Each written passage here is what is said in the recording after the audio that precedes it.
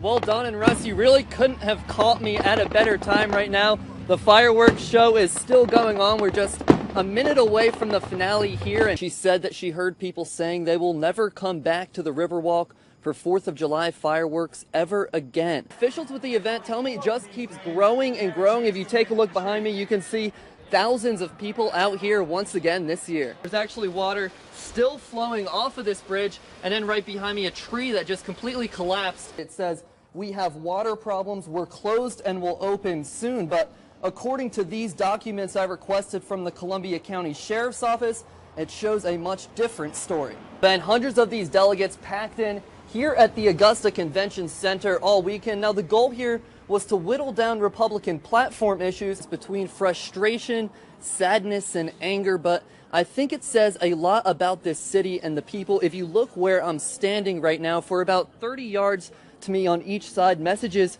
fill the streets with support for Orlando. Is she shaken up about this? She seemed like a pretty strong woman. No, not at all, actually. She said she called his bluff when he pulled the gun out. Luckily for her, she was right. Go ahead, you want to shoot me? Go ahead. It's safe to say you don't want to mess with Bhumika Patel.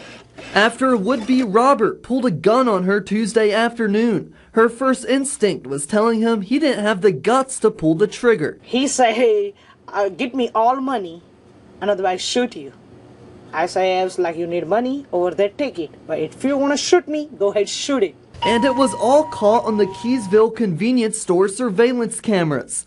You can see a man trying to buy a Mountain Dew. When Patel reaches down to get his change, he points a handgun directly in her face. In a split second, Patel tries to smack it out of his hand, then beats him with the register drawer until he runs away empty-handed.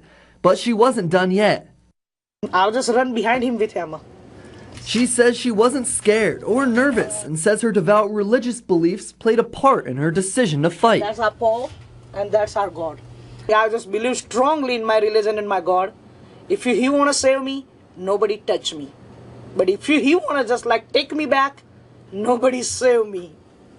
That's I'm just like, no, it's my God everywhere with me, and I know. Here in Keysville, Georgia, Patel takes this incident personally, because if she doesn't stand up, then who will? My people, my city, my country gone broke because he robbed. Now, Thornton was found in a Richmond County home today. He is facing charges of attempted armed robbery, aggravated assault, and possession of a firearm. He's currently behind bars in Burke County Jail. In the newsroom, Jake Rakoci, WFXG, Fox 54. Now, there's no exact timetable on how long this investigation will take. If you look behind me, investigators have been searching all day for any clues as to what caused these planes to crash. Neighbors living in this area just heard a loud boom last night. I spoke with the woman who called 911. I said, "Oh, Lord Jesus," because I didn't know what was going on. It was a normal drive home after a late night at church for Patricia Jackson, until she saw what she describes like something out of a movie scene. Like blue, like Satan coming from outer space, or said, I don't know, but it was scary to see. The two F-16 fighter jets collided just miles from Jackson's house in a heavily wooded area. That's where investigators conducted ground and aerial searches and found debris from both planes. Residents off of Highway 17 are recalling the sounds of the crash. A big boom, like a boom. And I heard a big boom, like something exploded or whatever. And coming on home, talking, just talking like we used to do. And we happened to look up and this came down. The McIntyre Joint National Guard Base says both pilots are highly experienced and were able to maneuver themselves out of harm's way, leaving nobody injured. Have no casualties on the ground, so although this is very unfortunate, the best circumstances have evolved, and we feel blessed on that. Now, if anyone living in the area finds any leftover plane debris, they're urged to not touch it and call their local authorities or 911. In Louisville, Georgia, Jake Rakoci, WFXG, Fox 54. Stephen Murray apologized profusely today as he headed back to the Burke County Jail, where he will remain until further notice.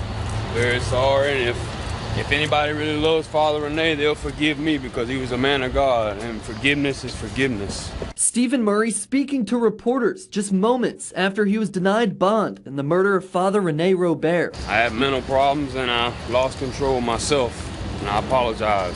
As for the body investigators say Murray led them to in the woods, autopsy results are in, and officials cannot say for sure that body belonged to the Florida priest.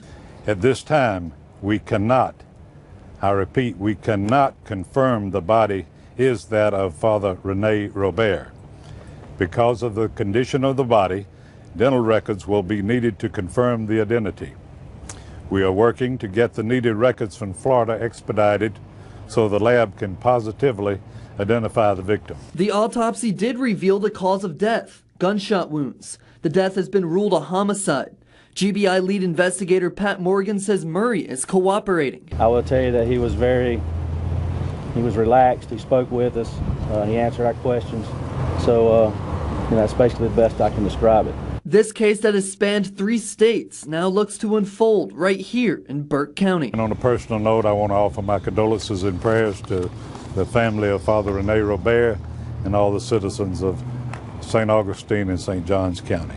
Sheriff Greg Corsi says Murray wouldn't be facing murder charges in Burke County if they weren't confident that this is where the crime happened. Again, the medical records, those dental records specifically being expedited to the GBI here in Georgia so a positive ID can be made. For now, we're outside the Burke County Courthouse. Jake Rakoci, WFXG, Fox 54.